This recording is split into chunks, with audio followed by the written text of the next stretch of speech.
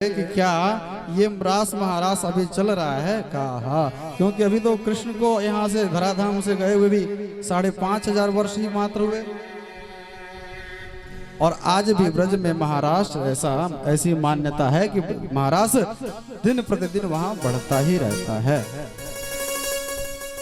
वृंदावन में एक जगह है निधिवन, आप जो भी सज्जन वृंदावन गए होंगे तो निधिवन जी जरूर गए होंगे। तो निधिवन जी में मुख्य मध्य में जो है एक श्रृंगार घर है, और उस श्रृंगार घर में बहुत सुंदर एक फूलों का सेज सजाया जाता है, और उस पर सुंदर वस्त्र आभूषण रखे जाते हैं। बगल में कुछ भोजन प्रसाद के लिए भोजन प्रसाद रखा जाता है, मक्खन रखा जाता है, दातुन रखा जाता है, और एक घड़े में जल रखा जाता है। और उसके बाद रख करके शयन आरती करने के बाद उस मंदिर का पट बंद हो जाता है, 7 ताले लगते हैं।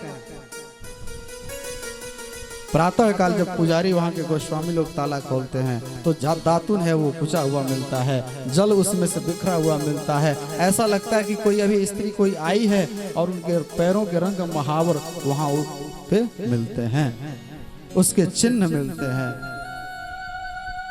आज भी ये दृश्य देखने को मिलता है ब्रज में। आज भी आप लोग जाएंगे प्रातः काल जब मंगला आरती के समय पहुंचेंगे ना आप 5 बजे 5:30 बजे, तो ये दृश्य मिलता है। तो भगवान पिता रात्रि शरदोत्फुल्ल मल्लिका, भगवान ने यहाँ बंसी का निनाद किया और गोपियों को बुलाया महारास के लिए। अब देखिए गोपियों की स्थिति क्या है। जिस समय प्रभु ने ये बंसी बजाई, गोपियां अपने अपने गृह के कार्यों में लगी हुई थी। कोई गोपी जो है दुहंत्यो भी अयो काश्चिद दोहम हित्वा समोत्सुका, कोई गोपी जो है गाय दूह रही थी, और बंसी की आवाज जो है उस गोपी के कर्ण रंध्रों तक पहुंची, और वो गोपी वहीं पे गौ दोहनी को वहीं छोड़ दिया, दूध को बिखेर देती है, और उस महारास के आनंद में सम्मिलित होने के लिए गई। तुलिंपन्त्या प्रमिजन्त्योन्या, कोई गोपी जो है लीपा पोती कर रही थी। कहा कि लीपा पोती, कहा कि आजकल चेहरे की पहले लीपा पोती होती है, अपने आप को सुंदर दिखाने के लिए लीपा पोती होती है। तो कहा कि वो लीपा पोती नहीं थी, कहा वो अपने घर को लीप पोत रही थी, बुहारी हाथ में है। आवाज सुनाई पड़ी, और आवाज सुनाई पड़ी तो वो गोपी उसको छोड़ करके वो महाराज के आनंद में सम्मिलित होने के लिए वो गोपी चली गई। वो गोपी महाराज के आनंद में सम्मिलित होने के लिए चली गई। कोई गोपी जो है वस्त्र बदल रही थी, अपने कपड़े पहन रही थी, आधे कपड़े पहनी है और आधे कपड़े अभी पहनी ही नहीं है। वो आवाज सुनाई पड़ी, और उस वस्त्र को वहीं छोड़ करके वो गोपी आनंद में सम्मिलित होने के लिए चली गई। एक गोपी जो है जा रही थी, उसके पति ने देख लिया, और पति ने देखा तो उसको ले जाकर के कमरे में बंद कर दिया। अब उस गोपी को लगा कि हम महाराज के आनंद में सम्मिलित होने के लिए नहीं जा पाएंगे। तो उस गोपी ने क्या किया, अपने उस पांचभौतिक शरीर को वहीं परित्याग कर दिया, और एक दिव्य स्वरूप बना करके वो गोपी महाराज में चली गई। ये गोपियां कौन है? ये गोपी कहते किसको हैं? गोभी ही इंद्रिय ही प्रत्येक रसम कृष्ण रसम पिबती इति यस्य सा गोपी। जो अपने प्रत्येक इंद्रिय से, अपने रोम रोम से कृष्ण के नाम रस का जो पान कर रही है, उसी का नाम गोपी है। ये गोपियां कौन है? ये पूर्व जन्म के सिद्ध संत हैं, मुनिंद्र हैं। वो आज महाराज के आनंद के लिए आज गोपी बन करके सब अवतरित भये हैं। वो सभी महाराज के आनंद में सम्मिलित होने के लिए आज गोपी बने हैं। कहा कौन कौन है? तो बताया भगवान राम जब मिथिला में गए ना, तो भगवान इतने सुंदर हैं। मिथिला की नारियां, मिथिला के नर नारी सभी ने देखा भगवान के उस सुंदर छवि को, और मन ही मन विचार किया कि काश ये राम जी राघव जी हमें मिल पाते। तो भगवान ने कहा कि इस जन्म में तो नहीं, आप अगले जन्म में गोपी बन करके आओ द्वापर में, और हम तुम्हारा मनोरथ वही पूर्ण करेंगे। जब भगवान जंगल में गए दंडकारण्य में, तो भगवान तपस्वी के वेश में हैं, फिर भी जंगल के जो सिद्ध संत हैं, मुनिंद्र हैं, उन्होंने भगवान के उस सुंदर छवि को देखा और इतने मोहित हो गए कि उन्होंने कहा कि प्रभु आज हमें स्वीकार कर लीजिए। प्रभु ने कहा अरे अभी नहीं, तुम तो मर्यादा के स्वरूप में है, आप लोग द्वापर में आओ, गोपी बन करके आओ, हम सब आपका मनोरथ पूर्ण करेंगे। कहा कि गोपियां यही तो है। आज गोपियां जब सब समस्त गोपियां वहां पहुंच गईं, तो भगवान ने देखा उस ब्रज के यमुना जी के किनारे, तो भगवान ने पहले उन गोपियों का स्वागत किया कि स्वागतम वो महाभागा,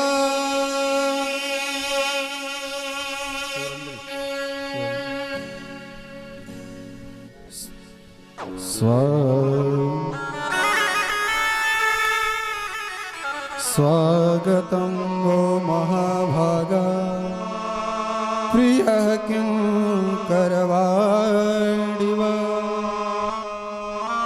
वजस्यानामयं तत्र ब्रूतागमनकारणम्।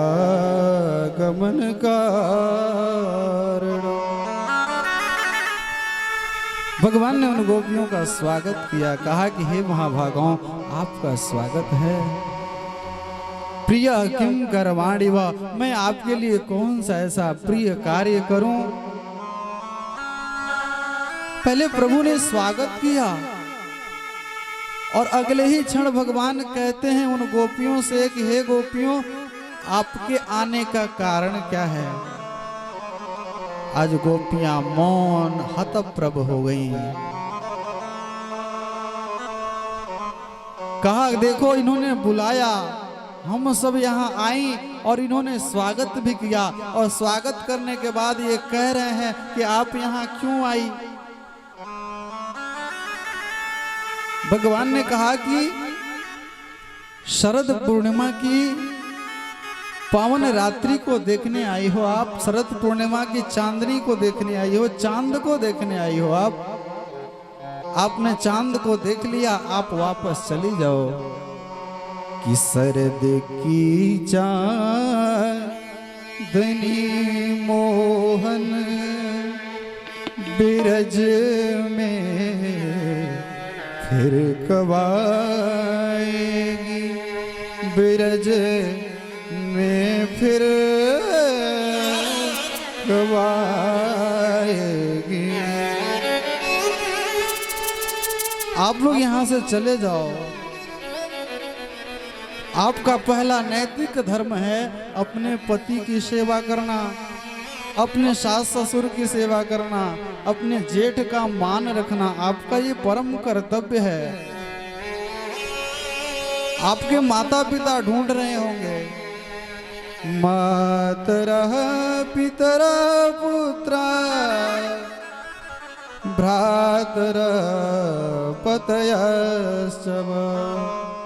आपके माता पिता ढूंढ रहे होंगे, आपके पति ढूंढ रहे होंगे। और प्रत्येक नारी का एक कर्तव्य है कि सबसे प्रथम सेवा अपने पति की करनी चाहिए। भगवान ने एक दृष्टांत सुनाया, कहा कि एक पति पत्नी थे, ब्राह्मण पति पत्नी।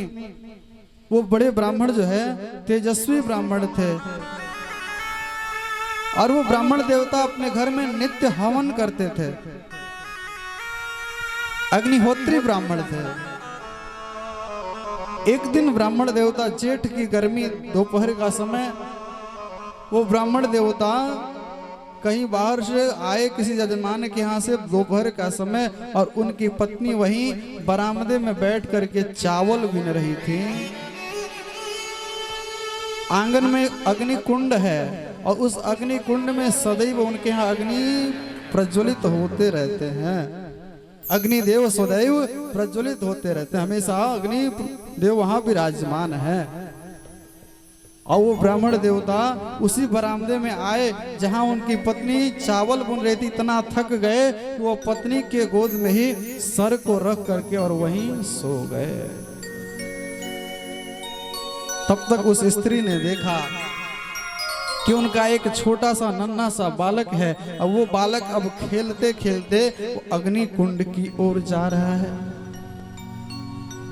उन्होंने सोचा पहले जाकर के बालक को बचाऊं, फिर सोचा अगर बालक को बचाने के लिए जाती हूं तो पति की सेवा में विघ्नता पैदा होगी, और पति की सेवा में विघ्नता अगर पैदा हुई तो मैं पति व्रत में नहीं कहलाऊंगी। आंख मूंद लिया। अब की बार तो बालक अग्नि कुंड के पास चला गया, उन्होंने आंख बंद कर लिया। अब तो बालक सीधे अग्नि कुंड में ही गिर गया, और अग्नि कुंड में गिरते हुए बालक को उस स्त्री ने देखा, लेकिन फिर भी एक बार भी आवाज नहीं लगाई, चूं तक नहीं किया, और आंख मूंद करके पति की सेवा करने लगी। पंखा सेवा, गर्मी का समय। थोड़ी देर के बाद तब पति की निद्रा खुली, कहा कि जाकर के देखूं हमारा बालक, हमारा लाला आज बचा है कि नहीं बचा है, कि अग्नि में झुलस गया, अग्नि में जल करके उसका प्राणांत हो गया। जाकर के देखती है कि उसके पति व्रत के प्रभाव से आज अग्नि देव भी शीतल हो गए, और आज अग्नि देव भी में उसमें बालक वहां किलोल कर रहा है। बालक को लेकर के भगवान ने कहा, हे गोपियों, ये होता है पतिव्रत धर्म का प्रभाव। सच्ची निष्ठा पतिव्रत धर्म में होनी चाहिए। गोपियों ने विचार किया कि हो, ये महाराज जी जब से हम लोग आए हैं तब से महाराज जी प्रवचन सुना रहे हैं, ज्ञान दे रहे हैं।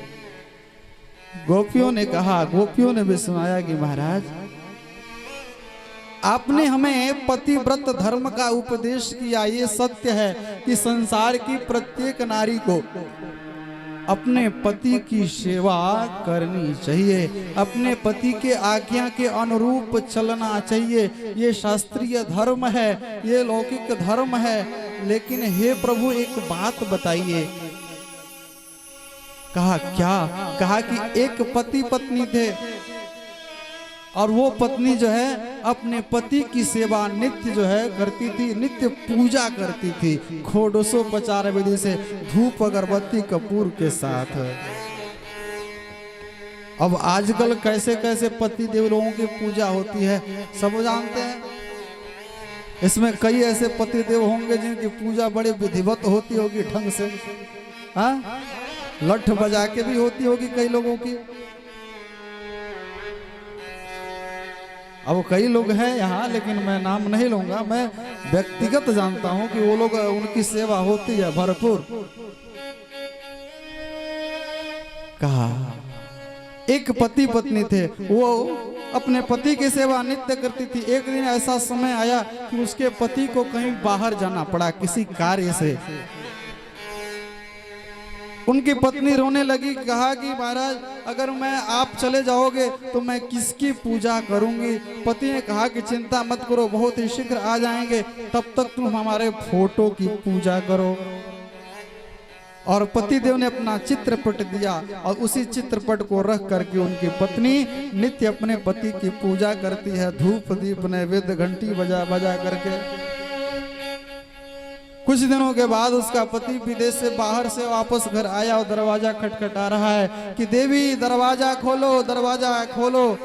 गोपियों ने पूछा भगवान से, ये बताइए कि उस स्त्री को अपने असली पति के लिए जाके दरवाजा खोलना चाहिए कि उस फोटो की जो पूजा कर रही है उसकी पूजा करते रहनी चाहिए। भगवान ने कहा कि देवी जब ये सच्चे पति आ गए द्वार पे तो इन नकली पति की पूजा नहीं करनी है और सच्चे पति की पूजा करो ना। गोपियों ने कहा बस बस प्रभु हमारा निर्णय हो गया। कहा कैसे? कहा कि संसार के आप सच्चे पति आप आ गए तो इन व्यर्थ के झूठे पतियों की पूजा करके हमें क्या मिलेगा। मीरा जी कहती है ना कि ऐसे पति को वरे जो जन्मे और मर जाए, बरबरी ये गोपाल जो मारो चुनरो अमर हो जा। का ऐसे पति को क्यों मरा जाए जिस पति को मरने के बाद, जिस पति को मानने के बाद उसके बाद हमारी चुनर जो है ये सुरक्षित नहीं रहे, और ऐसे पति को बरिए जिससे कि हमारा चुनर हमेशा के लिए अमर हो जाए। मेरे तो गिरधर गोपाल दूसरो न कोई, और जाके सिर मोर मुकुट मेरो पति होई। संसार के जो सबसे बड़े पति हैं कौन? परम पति परमात्मा, वही तो सबके पति हैं। कहा कि पति का अर्थ क्या होता है? कहा कि पाति रक्षति इति यस्य सा पति, जो प्राणी मात्र की रक्षा करता हो उसी का नाम परम पति होता है। भगवान यहाँ प्रसन्न हो गए और प्रसन्न होकर के सीधे कहा कि आओ अब हम आपके साथ महारास रास करेंगे। और यहाँ भगवान ने रास प्रारंभ किया। पहले तो हुआ रास, द्वै द्वै गोपी बीच बीच माधव। गोपियों को लगा कि भगवान हमारे सुंदरता के ऊपर आकृष्ट हैं। गोपियों को हुआ यहाँ अभिमान, और जहां होता है अभिमान वहां से खिसक जाते हैं भगवान। और भगवान यहाँ तुरंत राधा रानी को साथ में लेकर के तुरंत वहां से अंतर ध्यान हो गए। भगवान जब यहाँ अंतर ध्यान हुए, गोपियों ने देखा, चारों तरफ भ्रमण किया, देखा कि कहीं हमारे गोविंद नहीं है, कहीं केशव नहीं है। आज गोपियां भाव विह्वल होकर के प्रभु को ढूंढने लगी। हे केशव, हे माधव, हे गोविंद, हे माधव तुम कहाँ हो? हमें हमसे भूल हो गई, हे प्रभु मुझे क्षमा करो, आप शीघ्र आओ। जब इतने से भी परमात्मा हमारे केशव नहीं मिले तो ऐसी स्थिति बनी कि वो गोपियां लता पताओं से पूछने लगी कि पृच्छेत मालता बाहु अप्रश्लिष्टा वनस्पते। लता पताओं से पूछा, औषधियों से पूछा, लेकिन जब इतने से भी भगवान नहीं मिले तो वो गोपियां सबसे पहले तुलसी महारानी के पास गई। तुलसी से निवेदन किया कि हे तुलसी मैया, आपके बगैर हमारे गोविंद का भोग नहीं लगता। आप जानती होंगी कि हमारे गोविंद कहाँ गए।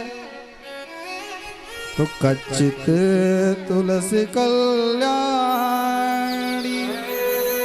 गोविंद चरण प्रिय। आप तो गोविंद के चरणों की दासी हो, आप हमें बता सकती हो कि हमारे गोविंद कहाँ गए। हवा का झोंका आया, तुलसी का तरुवर हिल गया। गोपियों ने कहा ये क्यों बताएगी, ये हमारी सौत जो ठहरी। हरि दर्शन के प्यासी अखियाँ, हरि दर्शन के प्यासी हरि दर्शन के प्यासी अखियाँ, हरि दर्शन के प्यासी हरि दर्शन के प्यासी अखियाँ हरि दर्शन की प्यासी।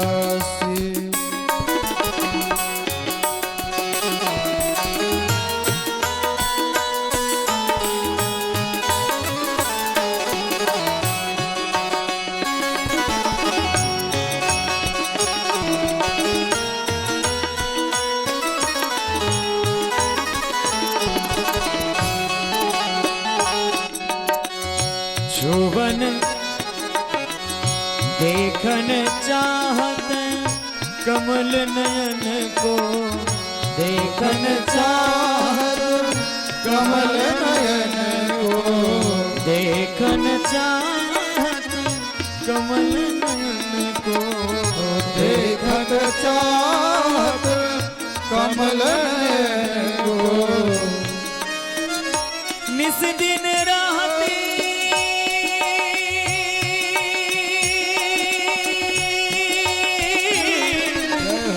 निस दिन रहती उदासी अखियाँ, हरि दर्शन की प्यासी अखियाँ हरि दर्शन की प्यासी अखियाँ हरि दर्शन की प्यासी।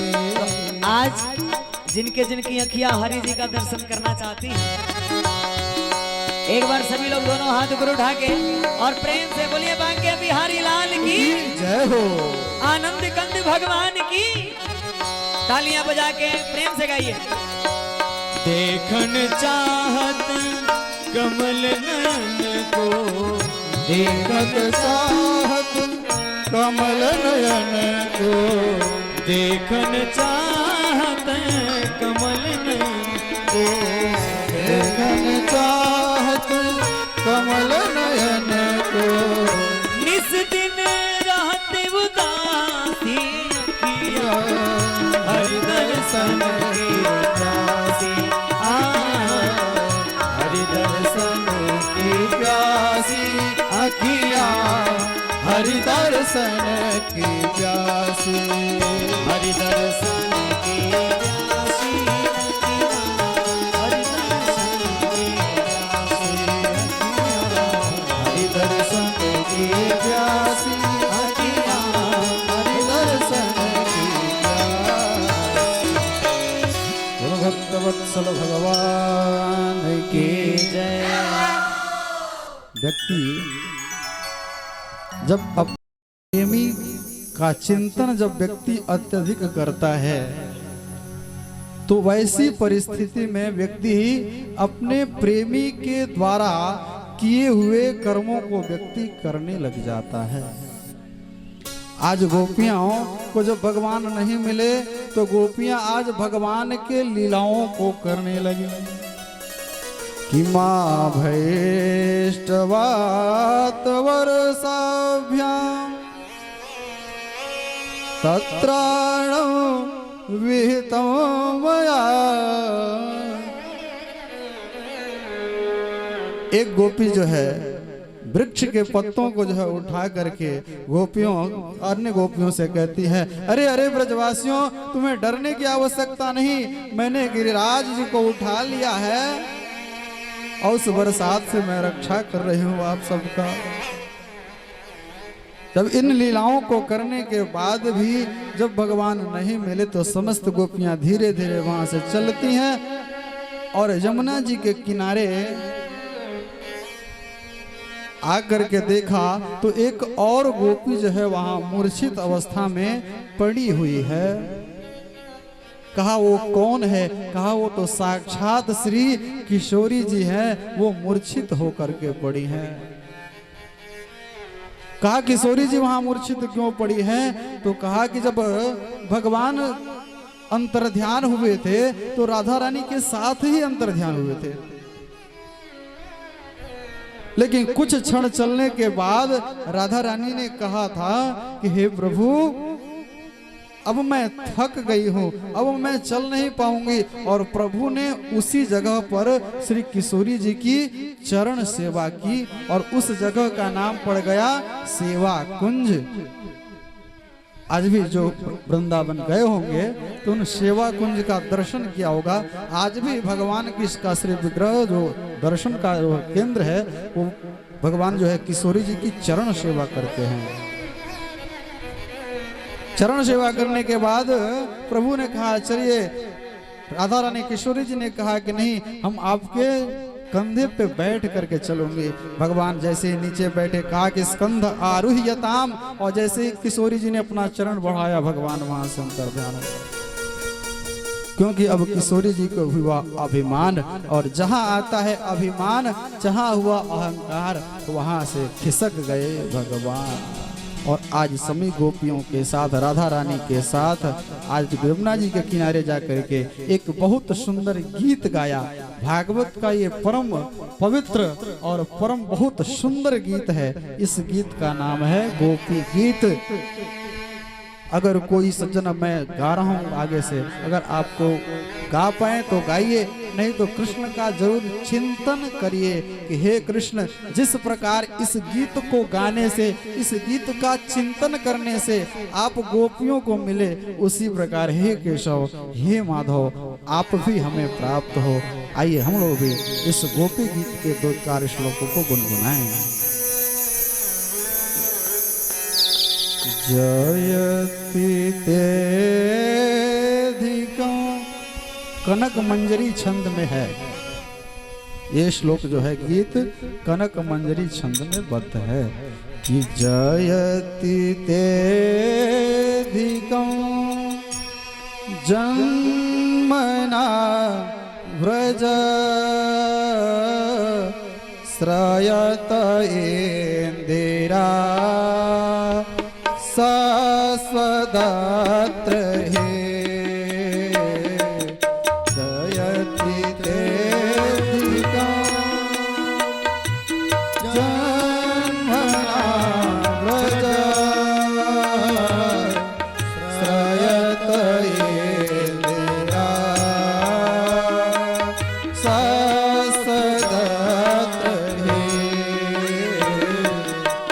त्रयित दृश्यता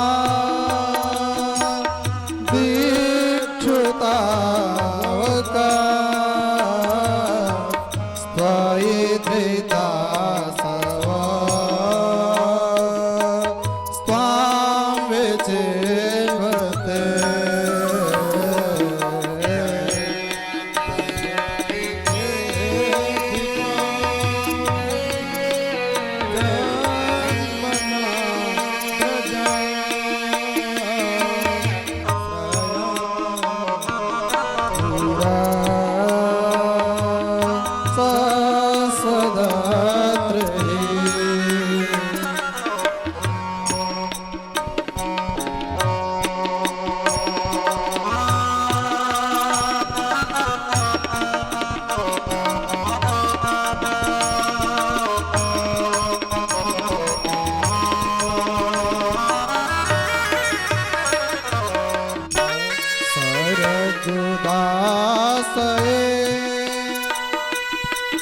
साधु जात सा सरसी जोदरा श्री मुषात्र सा रघुदास साधु जात सा सरस जोदरा श्री मुषात्र सा सूरत नाथ ते अशोक दासिका वरद निर्गतो नेह किंवध सूरत नाथ ते अशोक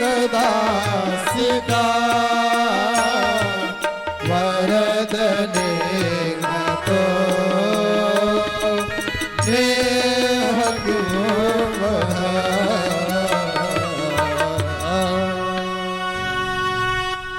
कहा कि जयति तेधिको।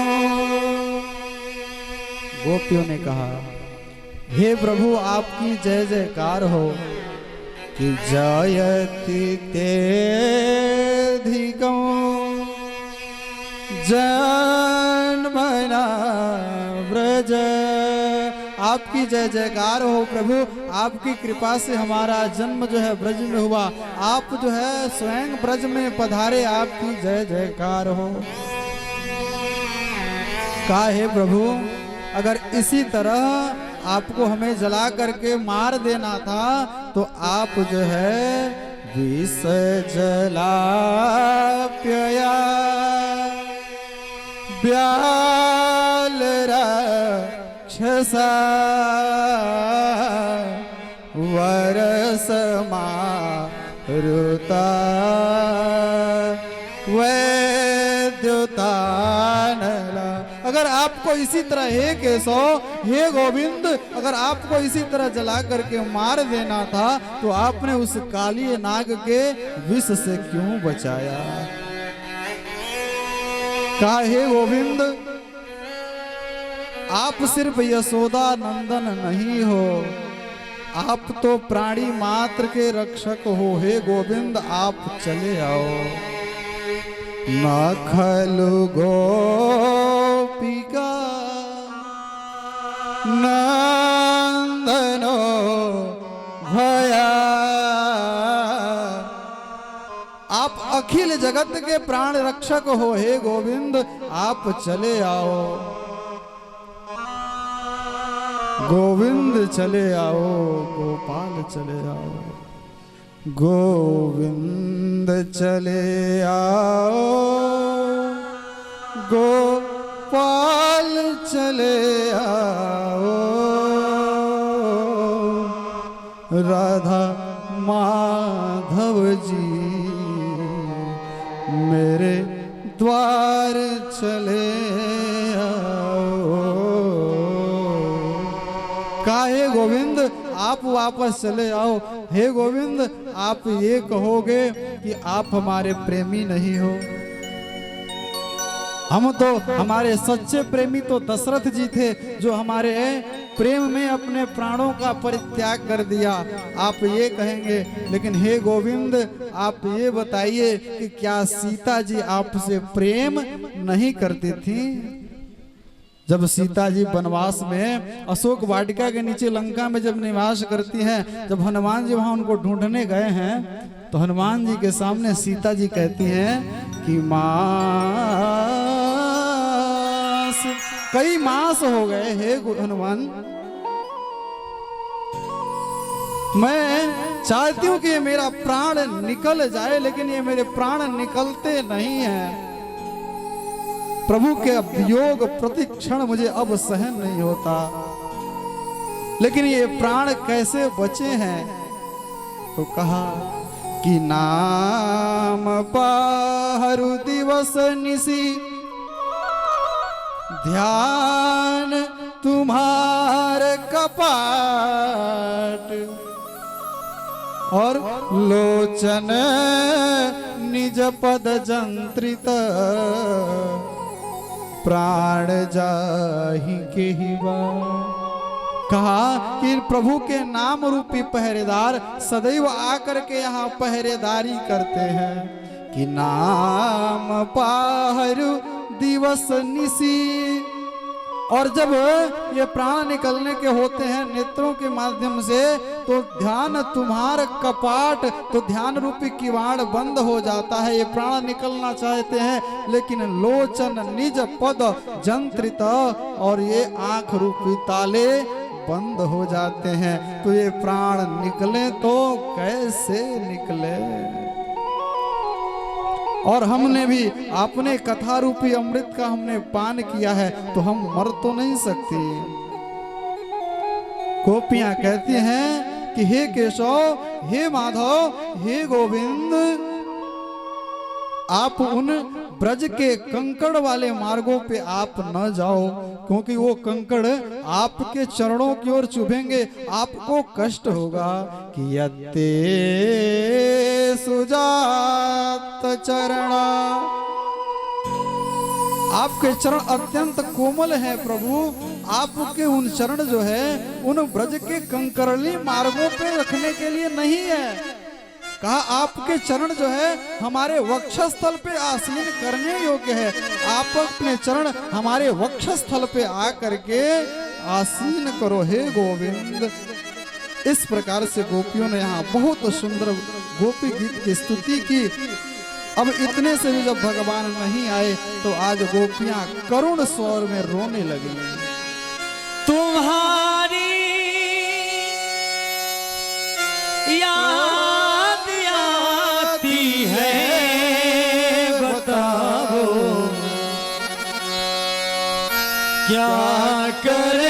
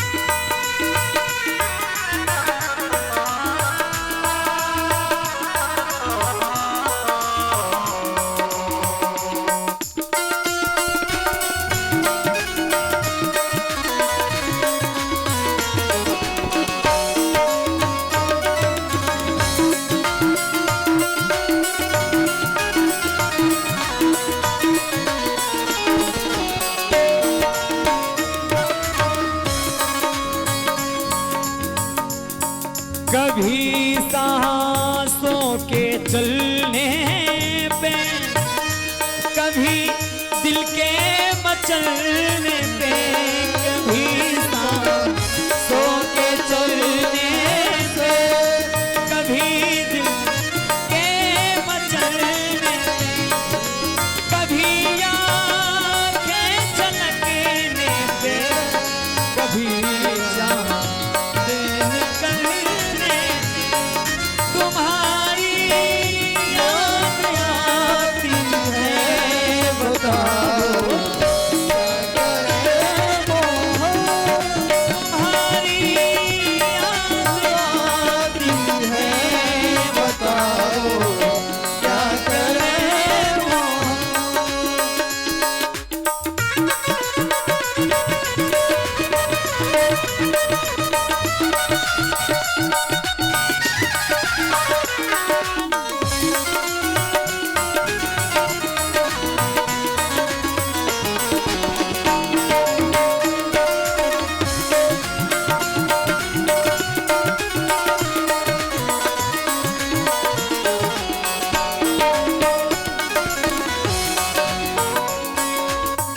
और गोपियों का क्या भाव है, सभी लोग तालियां बजा के गाएंगे।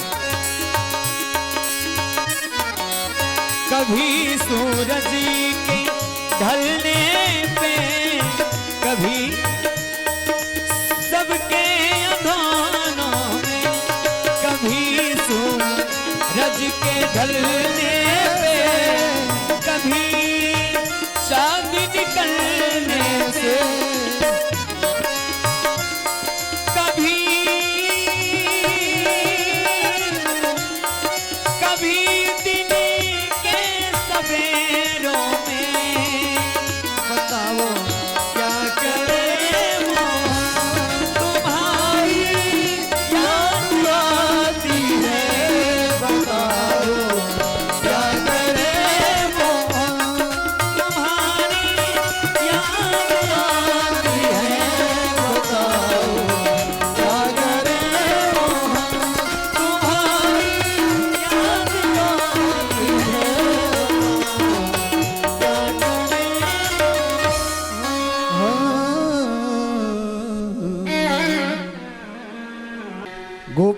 गोपियों ने बहुत जोर से रुदन किया और जैसे गोपियों ने रोना प्रारंभ किया, गोविंद ने कहा कि अब बहुत हो गया, और भगवान तत्क्षण उन गोपियों के मध्य प्रकट हो गए। गोपियों ने चारों तरफ से घेर लिया और अनेकानेक कटु वचन कहे भगवान को।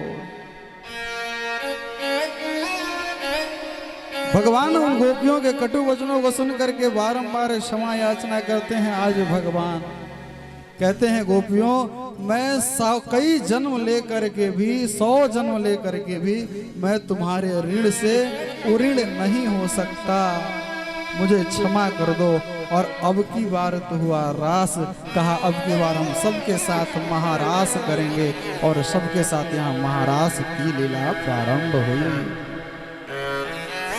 आज भगवान ने अपने अनेक असंख्य स्वरूप बनाए।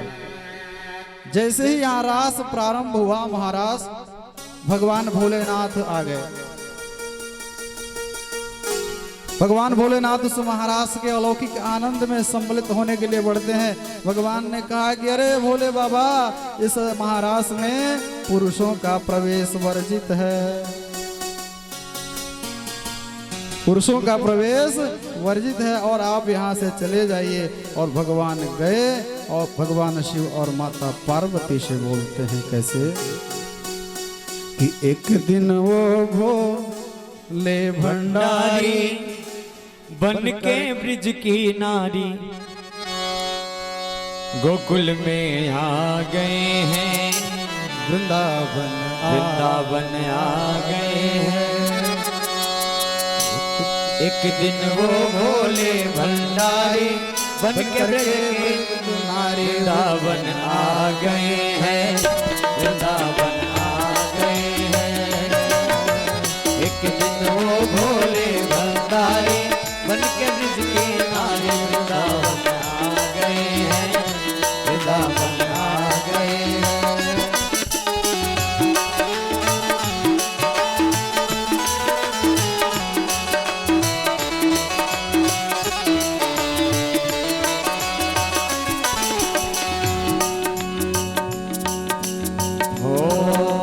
रास रचेगा ब्रज में भारी, रास रचेगा ब्रज में भारी, हमें दिखाओ प्यारे वृंदावन आ गए हैं, वृंदावन आ गए हैं। एक दिन वो भोले भंडारी बन के नारी वृंदावन आ गए हैं। ओ मोरे भोले स्वामी कैसे ले जाऊं तुझे रास में, ओ मेरे भोले स्वामी कैसे ले आऊं तुझे रास में।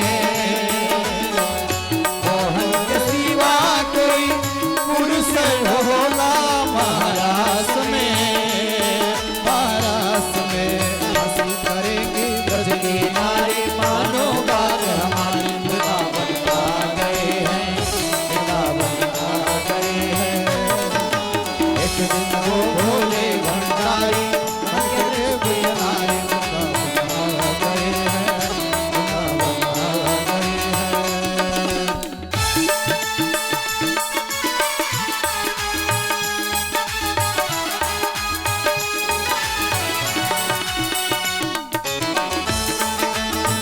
रास बिहारी भगवान की।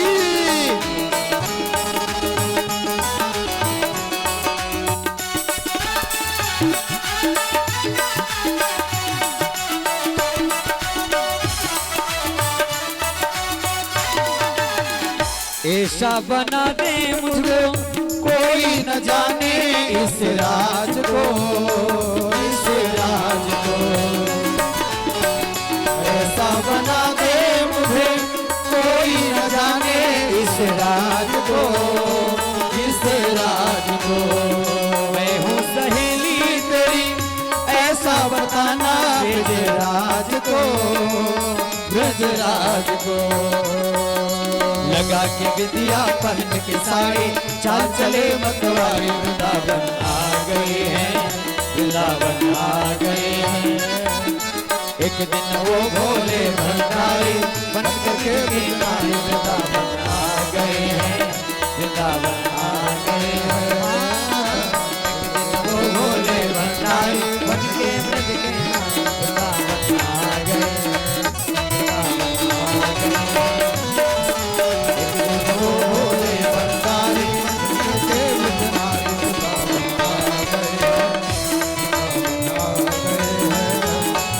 आ गए हैं। उस महाराज की अलौकिक